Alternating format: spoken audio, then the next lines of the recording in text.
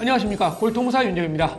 오늘은 여러분들께 다리가 많이 붓는 거에 대해서 제가 한번 말씀을 드려볼게요.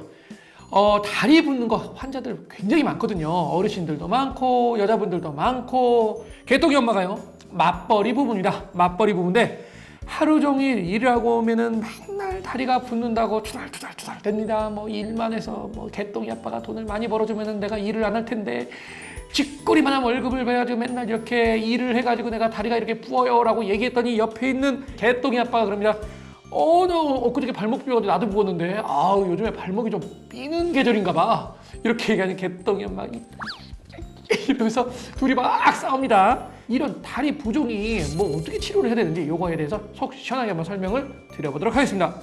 첫 번째요, 다리가 왜 붓나요? 제일 먼저 이제 내과적인 질환입니다. 신장, 간, 심장 이런 것들이 이상이 있을 때 다리는 붓게 돼요. 첫 번째는요, 심장이 뭡니까? 그냥 피를 빵빵 짜주는 우리 몸 안에 하트 아닙니까? 하트 쫙쫙. 이게 몸에 구석구석 피를 보내고요. 거기서 이제 피가 돌아와야 되는데 심장의 기능이 떨어져 있으면 아래에 있는 피가 잘 올라오지 못해가지고 우려리 되는 경우들이 많이 있어요.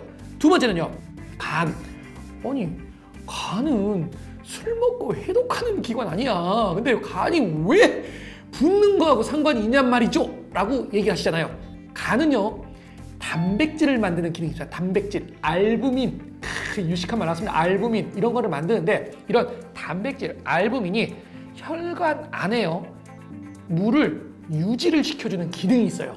근데 간 기능이 떨어지면요, 이렇게 혈관 안에 단백질 양이 떨어지게 되고 그러면 수분을 혈관 안에 붙잡아두는 이런 기능이 떨어지면서 수분이 혈관 밖으로 이렇게 뿅 도망가서 나가기 때문에 부종이 발생을 하게 됩니다. 그러니까 간 기능도 굉장히 중요하죠.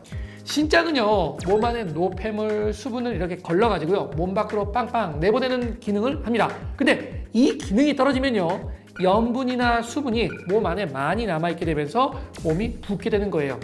여러분들 라면 좋아하지 않습니까? 라면, 신라면, 무슨 뭐 참깨라면 뭐 이런 것들 있잖아요. 저도 라면 무지하게 좋아하는데 라면을 밤에 먹으면 뭡니까? 붓잖아요. 왜냐? 염분이 갑자기 막 몸으로 많이 들어오는데 이거를 배출할 수 있는 기능이 좀 제한되어 있기 때문에 염분과 물이 쌓여서 아침이 되면 달덩이처럼 붓게 되는 거예요. 그러면 안 불려면 어떻게 되냐? 안 먹어야죠, 라면을. 예, 정확한 제가 해답을 드렸습니다. 먹지 마라, 라면을. 두 번째는요, 신장 기능이 떨어지면요, 이거 굉장히 중요한 얘기인데 단백질이 몸에서 빠져나갑니다. 단백뇨라고 보통 들어보셨을 거예요. 제가 아까 전에 단백질은 혈관 안에서 수분을 딱 잡아주는 역할을 한다고 그랬잖아요. 근데 단백질이 많이 빠져나가 버리면 수분도 적어지기 때문에 붓게 되는 거죠. 예. 그래서 이제 요런 것들이 떨어지게 되면 붓는다라고 전신적인 거에 대해서 말씀드렸고요. 이제 내과적인 질환, 왜 이제 제 영역에 대해서 말씀을 드려야죠. 심장이요, 혈액을 빵 짜주면 동맥을 통해서 쭉 내려간 다음에 정맥을 통해서 올라오죠. 우리가 이제 심장에서 쭉 내려가는 거는 이제 짜주는 힘, 그리고 중력에 의해서 쑥 아래로 잘 내려가게 됩니다. 근데 이제 올라가는 건요, 중력의 역행에서 올라가야 되잖아요. 그러니까 이제 정맥 안에 판막이 있어요. 그래서 그 판막이 빵빵 올려줘야 되는데 그런 힘이 떨어지는 것이냐, 아니면 근력, 아래 하체에 근력이 있어서 근력의 힘이 좋아지면 빵빵빵 짜줘야 되는데 그런 기능이 떨어지게 되면 못 올라가게 되는 거죠. 근데 이제 제가 예를 들어서요, 만약에 수술을 했어요. 수술을 했는데 근력이 떨어지잖아요. 그러면 이렇게 짜주는 힘이 분명히 떨어질 거 아니에요. 그러면 몸 안에 체액 성분이 이제 정체가 되게 돼요. 그림을 그려서 제가 한번 설명을 드려보겠습니다. 우리가 정맥이니까 파란색으로 그려볼게요. 이렇게 혈관이 있습니다. 혈관이 있는데 아래쪽에서 이제 발 쪽에서 이렇게 올라가야 되는데 요 근육이 많이 떨어지게 되면요, 여기서 빵빵빵 짜주는 힘이 적어지니까 이 혈액이 잘 올라가지 못해서 여기서 정체가 돼요. 그럼 어떻게 될까요? 아래에서 또 올라오죠. 우리 차가 정체됐을 때 계속 그 톨게이트에서 차 오듯이 계속 올라오게 되면 여기서 더 많아질 거 아니에요. 그렇게 되면 어디로 갑니까? 이제 담 넘어가죠. 이제 막 이렇게 바깥쪽으로 빠지잖아요. 이렇게 체액 성분이 바깥쪽으로 막 빠져서 혈관과 혈관 사이에 이렇게 있는 것을 림프액이라고 합니다. 그래서 이런 림프액이 계속 커지게 되면 림프 부종이라고 보통 우리가 얘기를 하죠. 근데 이런 림프액이 많아지게 되면요, 얘가 이제 결국은 어떻게 될까요? 얘를 또 압박을 하겠죠. 혈관을요. 그러면 혈관을 계속 압박하게 되면 더더욱 혈관은 지금 여기에 공간이 적은데 얘는 더더욱 이렇게 압박이 되고 더더욱 얘는 못 올라가게 될 거 아니에요.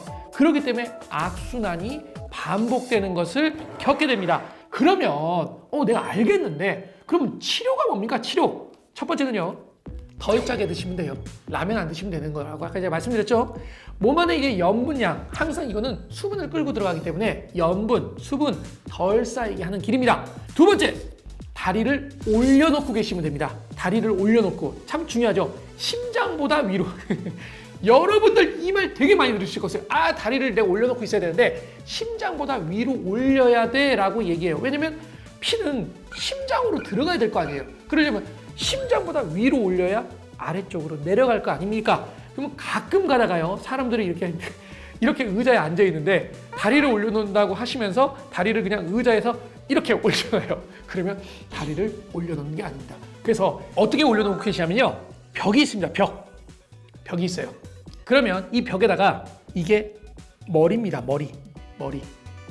손.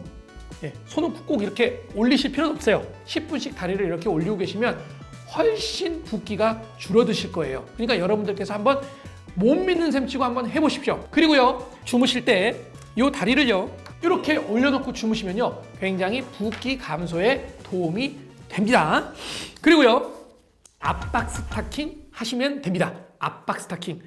근데 이게 제가 주의점을 말씀드릴게요. 압박 스타킹을 할 때 그거 의료용 꼭 사야 되냐, 미용 아무거나 그냥 집에 있는 거 스타킹을 하면 되는 거 아니에요? 이렇게 물어보시는 분들 꽤 많거든요. 근데 그냥 일반적인 압박 스타킹은 이게 이렇게 압박을 해줄 수 있는 그 강도가 그냥 비슷해요. 균일해요. 근데 그러면 얘가 이제 올라가는데 방해가 됩니다. 근데 의료용으로 나온 압박 스타킹은 아래부터 위쪽까지 이 강도가 좀 달라요. 그래서 얘가 위쪽으로 올려줄 수 있는 역할을 하기 때문에 의료용으로 사시는 게 좋습니다. 두 번째, 활동하는 시간의 자세요 라고 보통 내가 근무를 오래 해요. 그러면 그냥 압박 스타킹 차고 일을 하시면 돼요. 아니, 잘 때도 차면 오히려 더 좋지 않겠어요?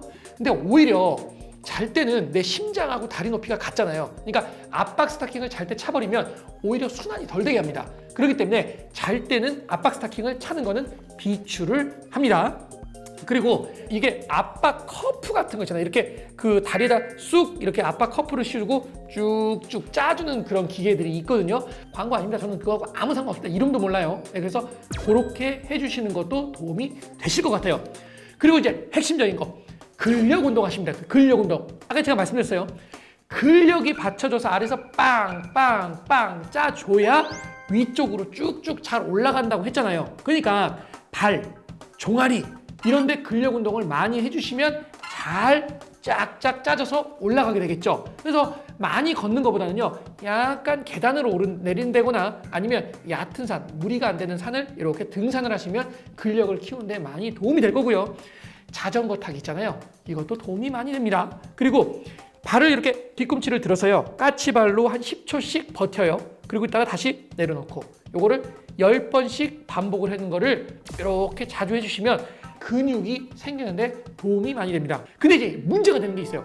내가 수술을 했거나 체중 부하가 안 되시는 분 있어요. 인대를 꼬맨다거나 수술을 해가지고 다리를 못 딛는다거나 이런 분들은 이거 하면 큰일 나죠. 안 되잖아요. 그래서 이런 분들은 그러면 어떻게 해야 되느냐? 수건 짚는 거 있잖아요. 수건을 딱 바닥에다 놔두시고요. 발가락으로 조물 이렇게 수건을 이렇게 짚는 거를 해 주시거나요. 아니면 발목을 이렇게 앉은 상태에서 발목을 뒤로 이렇게 끝까지 쭉 젖혀서 10초 버티시고요. 그리고 아래쪽으로 쭉 내려서 10초 버티시고요. 그렇게 해서 10번씩 10초씩 반복해 주시는 거를 꾸준히 해 주십시오. 그러면 근력이 그렇게 많이 빠지는 것을 방지를 해주기 때문에 훨씬 더 도움이 되실 거예요. 제가 지금 다리를 붓는 것들에 대해서 말씀드렸어요. 물론 이제 제가 내과적인 질병에 대해서 내과 전문의는 아니기 때문에 이제 그거에 대해서 어떻게 하세요까지는 제가 말씀을 드릴 수 없지만 정형외과적으로 다리가 일반적으로 붓는 경우도 굉장히 많거든요. 그래서 그런 경우에는 요렇게 하셔라라고 제가 말씀을 드린 거니까 궁금하신 사항 있으면 댓글에 달아주시면 제가 친절하게 답을 달도록 하겠습니다. 지금까지 골프공사 윤재엽이었습니다. 감사합니다.